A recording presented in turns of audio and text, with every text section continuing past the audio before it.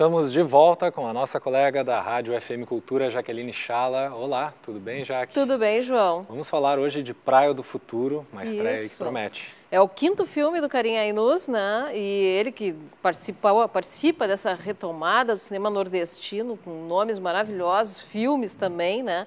Esse filme, inclusive, participou do Festival de Berlim. Ele foi nosso representante no Festival de Berlim. E dessa vez uma coprodução. Uma coprodução com a Alemanha, né? Um estúdio alemão. O filme se passa parte no Brasil, na Praia do Futuro, que dá o título ao filme, né? Que fica em Fortaleza, no Ceará. Aliás, Ceará é a terra natal do Karim Ainuz, né? Ele que é descendente de libaneses, mas que fez toda a formação dele nos Estados Unidos, e parte em Berlim, na Alemanha. Conta a história do Donato, que é o salva-vidas interpretado pelo Wagner Moura. Wagner Moura, no início da narrativa, perde, a primeira vítima que ele perde para o mar é um companheiro de um piloto de motocross alemão, e ele se envolve com esse piloto, que é interpretado pelo Clemens Schick. Os dois vão juntos para a Alemanha e ele resolve ficar lá. Com isso, ele rompe com toda a família dele aqui, sem avisar. Ele desaparece da família, se desenraiza completamente, fica vivendo lá na Alemanha, apesar de ser uma cidade fria, sem praia. Quer dizer, ele que estava acostumado a estar no mar, ele era por irmão dele, que era um menino, ele era o herói da vida do irmão dele, era conhecido como o Aquaman para o irmão dele. Tem essa quebra brusca, ele fica na Alemanha e, depois de 15 anos, esse irmão, já interpretado agora pelo jesuíta Barbosa, resolve ir à procura dele na Alemanha. E o reencontro, como se pode imaginar, é bastante doloroso, até porque o irmão, óbvio, tem muita mágoa dele, se sente abandonado. É um filme que trata de uma relação homoafetiva, mas que não se centra nisso e que não pode ser, inclusive, reduzido a isso, porque é um filme que tem uma relação muito estreita com os heróis que a gente escolhe, né? Porque pro irmão esse menor, o personagem do jesuíta, o Donato era o herói da vida dele, né? Só que o Donato era um cara que era bravo no mar, mas que tinha medo de viver essa outra vida que ele acabou vivendo na Alemanha. Então o filme contrapõe esses sentimentos, assim, né, de desenraizamento, identidade, a sensação de tu estar perdendo uma coisa, ganhando outra.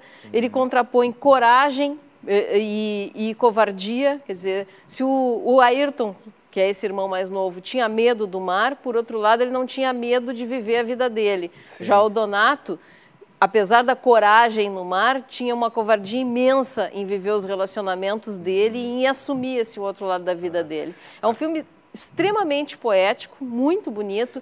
E acaba tendo um contraste, né, essa coprodução e cenas na Alemanha, cenas no Nordeste. Exato, um contraste absurdo, né? Justamente porque tu tem aquele ambiente ensolarado e amplo dessa praia no Ceará e, ao mesmo tempo, aquele coisa mais claustrofóbica da Alemanha, a Alemanha fria. O emprego que ele encontra na Alemanha, inclusive, é como mergulhador para limpar um aquário gigantesco na Alemanha. O Karim Ainuz consegue construir imagens muito bonitas a partir dessa coisa de contar um pouco sobre essa identidade perdida e esse desenraizamento. E ele tem entretítulos também, cada capítulo é dividido em 3 partes, e cada capítulo leva um título em letras coloridas, e são títulos muito poéticos, né? É o abraço do afogado, o herói partido, que é o momento em que ele tem que se decidir se ele vai de volta para o Brasil ou se ele fica. São títulos que dizem muito a respeito da narrativa e que tem a ver um pouco com a própria biografia do Karim Ainuz. Ele mesmo disse que esse é um filme que tem muitos aspectos da vida dele. Ele que era um cara nascido no Ceará, mas que não pôde ficar lá, já era descendente de libanês, então ele não tinha esse sentimento de pertencimento ao lugar. O filme fala muito sobre isso. Então seria muito reducionista dizer assim, não, é um filme sobre uma relação homoafetiva e o Wagner Moura está querendo, com isso, se livrar do personagem do Capitão Nascimento. Claro. O que, pelo contrário, né? O filme tem imagens muito de uma sensualidade muito viril, assim. Tá certo. Obrigado, boa dica. Rapidamente, Jaque, sobre o Trilha da Tela dessa semana. Trilha da Tela essa semana, eu estava ouvindo ali a chamada de vocês do Fantaspo. Uma das músicas que a gente vai rodar são músicas do Simon Boswell, esse compositor britânico que está sendo homenageado pelo Fantaspo, se apresentou no Átrio do Santander no final de semana passado. Outro tema é o filme Getúlio, que eu consegui, material inédito do compositor argentino radicado na Espanha, Federico Russid.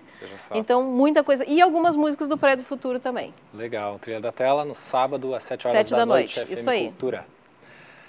E Brito Velho expõe na Pinacoteca Rubem Berta sua nova produção. A mostra inclui obras integrantes do acervo que são referência para o artista.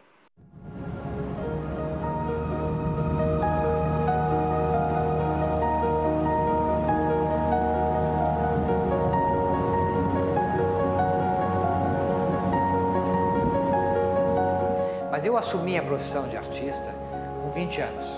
Como eu estou com 68, faz 48 anos que eu me envolvo com arte e assumi, vou ser artista. Eu sou autodidata, eu não fiz nunca nenhum curso, entende? Eu sempre fui autodidata, pesquisava sozinho, eu ia atrás, eu descobria, trabalhava com aquarela, pastel, inventei uma técnica de pastel a partir do Degas, das bailarinas do Degas. Eu inventei naquela época de trabalhar com pastel, usar fixador, fazer camadas, era quase veladura com pastel. Depois de anos, há um tempo atrás em São Paulo, me disseram que técnica é essa que tu inventou, parece couro. Eu disse, era pastel, só que eu não conhecia o pastel, eu era autodidata e inventei uma técnica nova.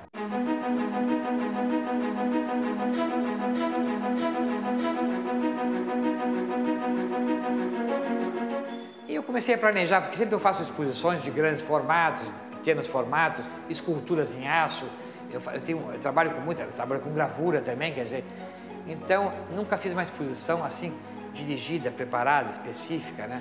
Como essa, que são 20 trabalhos de formatos, pequenos formatos, todos eles quadrados, 30 por 30, então foi um desafio. E aí surgiu a ideia, o convite deles, quem sabe, já que tu tem essa ligação com a Pinacoteca no passado, tu faz na sala principal as 20 pinturas recentes, tuas, essa exposição proposta, e nas laterais tu faz uma seleção de 9 pinturas, das 120, as que mais te influenciaram. Esta obra que está atrás de mim, assim, que é do Peter Birran, que era um irlandês, que foi para mim muito importante, foi a pessoa que me deu, digamos, liberdade de criação. Porque imagina um cara que fez um trabalho como esse que está aqui atrás, em 39, eu jovem, meio preso ainda, a forma, a figura, sem a liberdade que eu tenho hoje em dia, que a idade te dá, a experiência te dá, mas eu não tinha nada disso. Então, de repente, ele foi um cara muito importante desses 9 que eu selecionei, foi o mais importante a nível de me libertar para essa viagem da criação, entende?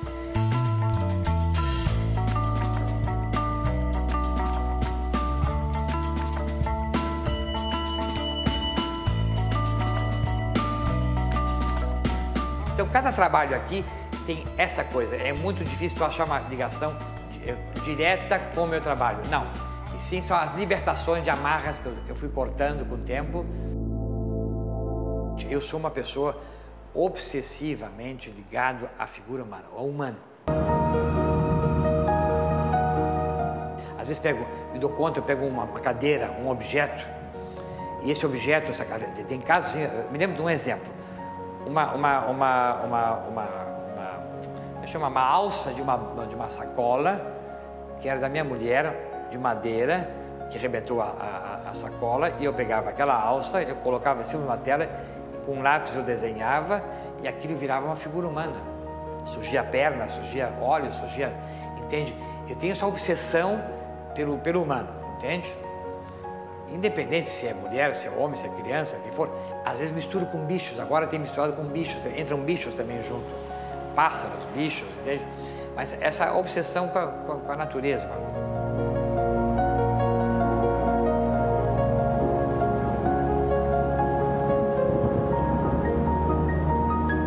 Eu tinha um momento da minha vida, eu não queria ter contato com branco direto, eu dava uma cor e depois eu vinha com Eu me lembro do que o Berê falava, que ele pegava e sujava a tela bem, com preto, com cinza, para pintar.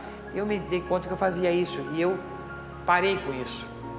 E nessa exposição, não foi bem nessa exposição, já faz um ano e pouco atrás, eu parei com essa coisa de botar essa cor atrás. Então nesse sentido, as pessoas se dão conta, eu não me dou conta, mas dizem, a tua cor mudou, claro, porque não tem aquele azul por trás, não tem aquela coisa, entende? Então há mudança.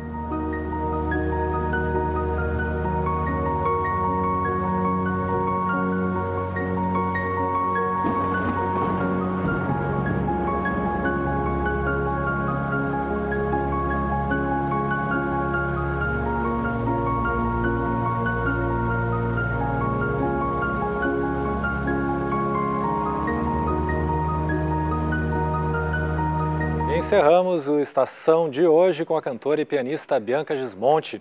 Ela se apresenta no Santander Cultural neste domingo. Tchau e até a próxima!